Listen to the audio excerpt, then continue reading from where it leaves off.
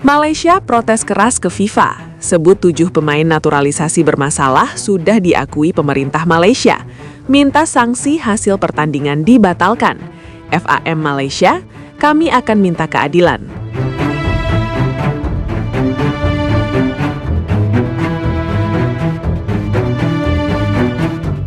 Kisruh sepak bola Malaysia makin memanas. Kali ini bukan soal performa di lapangan, tapi soal aturan, bukti, dan cara pandang yang bertabrakan langsung dengan FIFA. Federasi Sepak Bola Malaysia atau FAM secara resmi memprotes keputusan FIFA yang menganggap 7 pemain naturalisasi mereka bermasalah dan tidak sah secara regulasi internasional.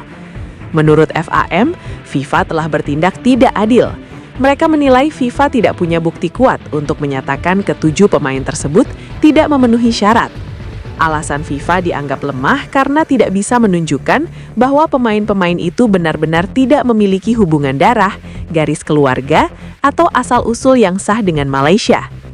Masalahnya, justru disinilah inti konflik sebenarnya. FIFA menolak bukan tanpa alasan. Dalam investigasinya, FIFA menyebut Malaysia tidak mampu membuktikan satu hal paling krusial dalam proses naturalisasi pemain, asal-usul yang jelas dan bukti kuat.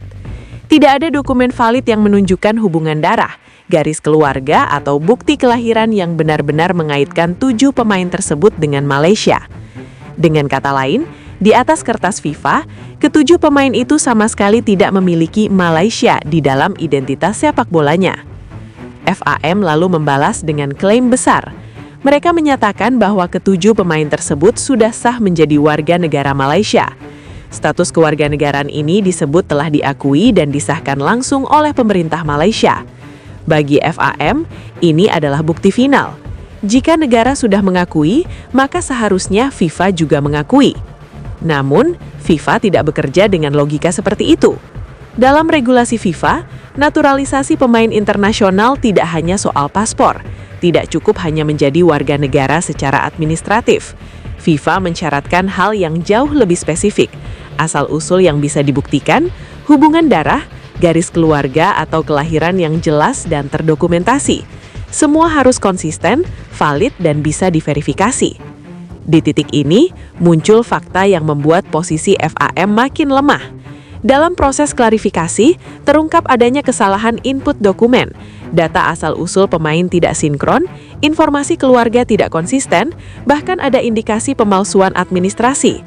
FAM sendiri mengakui adanya kesalahan dokumen, tapi berdalih itu hanya kesalahan teknis, bukan niat jahat. Masalahnya, di mata FIFA, kesalahan input dalam dokumen naturalisasi bukan kesalahan kecil, apalagi jika menyangkut identitas dan asal-usul pemain. Sekali data dasar bermasalah, seluruh proses bisa dianggap cacat hukum. Disinilah publik mulai melihat kontradiksi besar.